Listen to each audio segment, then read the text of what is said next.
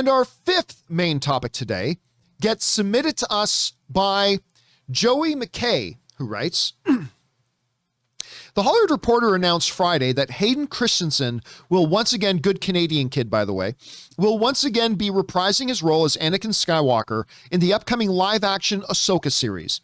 As a fan of the brother-slash-sister dynamic of Anakin and Ashoka in Clone Wars, I'm intrigued by it being brought to live action, especially with Rosario Dawson playing against him. What do you think of this addition? And considering the series is set post-Return of the Jedi, how do you think the character of Anakin will be used? All right, thanks a lot for sending that in, man.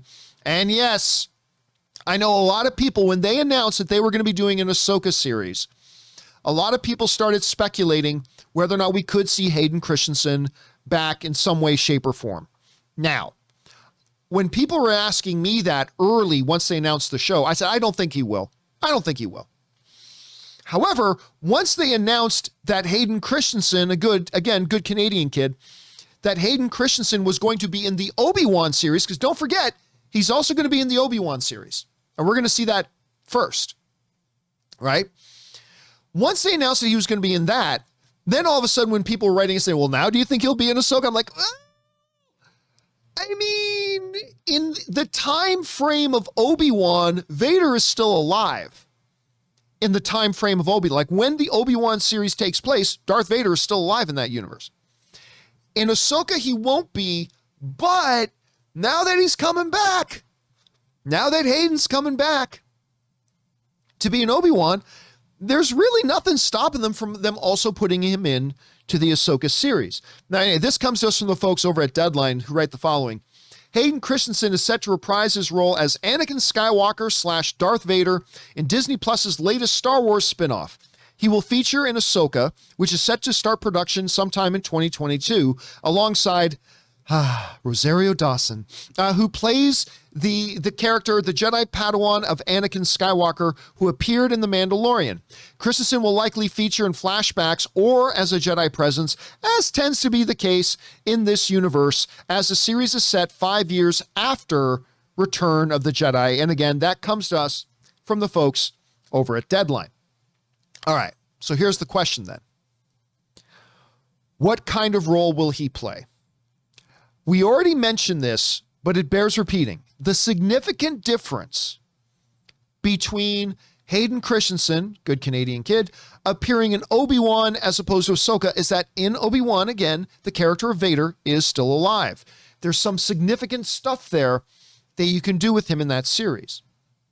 Whereas in Ahsoka, he's dead.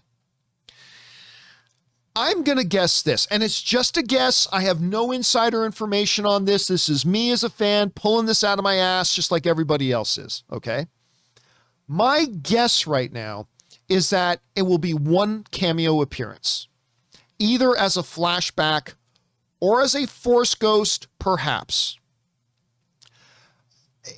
I don't think he's going to be a major presence in the show, but I think since they got him, you know what? Let's have him make an appearance, whether again as a flashback, CGI'd a bit or whatever, de-aged, what have you, or, you know, as a Force ghost, but that can be a little bit problematic. I mean, the dude was Anakin Skywalker at the end of the day committed mass genocide across the galaxy. So I don't know. There's a little bit problematic about that. It's a little problematic. Speaking of which, have any of you guys ever seen the Robot Chicken short? You can look it up on YouTube, where they're at the Battle of Endor, right? The celebration on Endor after the events of Return of the Jedi. And this again is on Robot Chicken. And like Luke is there talking to the ghosts of Yoda and Obi-Wan, and then Anakin's Force ghost shows up. And Luke is like, what the hell is he doing here? He's like, what? I redeemed myself. Blah, blah. Dude, you murdered millions of people. You were an absentee father. You committed genocide across the galaxy. Yeah, but I helped you against the Emperor, didn't I? It was actually pretty fun. You should go look it up. It's actually really funny. So it does create some problems for a Force ghost maybe, but there's ways you can write around that. There are ways you can write around that. Now, I'll say this. I am not a big fan. Many of you know this. I'm not a big fan of Clone Wars. I frankly, I mean, there were better seasons and worse seasons. There absolutely were, but overall, I'm not a fan of Clone Wars. I watched the whole series, even the final season they put up on Disney Plus. Not a fan. I much prefer, like Dave Filoni's other series, Rebels. Like I preferred that series a lot more. I thought that was great. That being said, I've also never been a fan of the Ahsoka character. Like at all. I've always found it, ever since the original Clone Wars movie, I've always found that character to be a whiny, insufferable, like little eyesore of a thing on screen. I've never liked the Ahsoka character, even as they developed her further on. I started to get a bit of an appreciation for Ahsoka in Rebels. I like the way they used the character in Rebels. I started to appreciate the character a little bit more there. But I will say this, when Ahsoka showed up in Mandalorian, and the way they used that character and portrayed that character in Mandalorian, again, being performed by Rosario Dawson, it won me over. It totally won me over.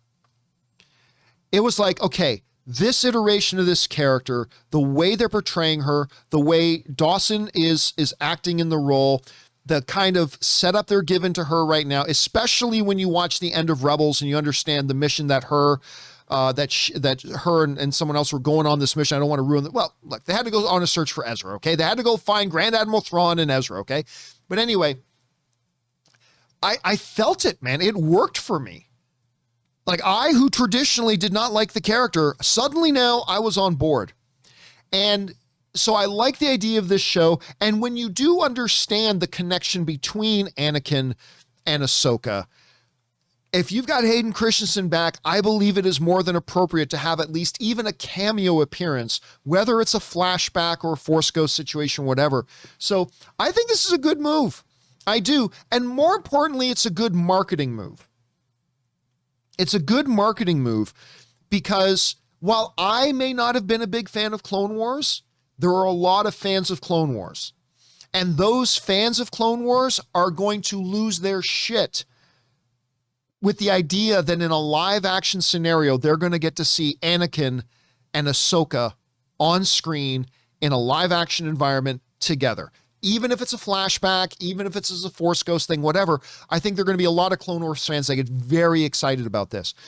And for the cost of a quick cameo, that's a huge marketing push.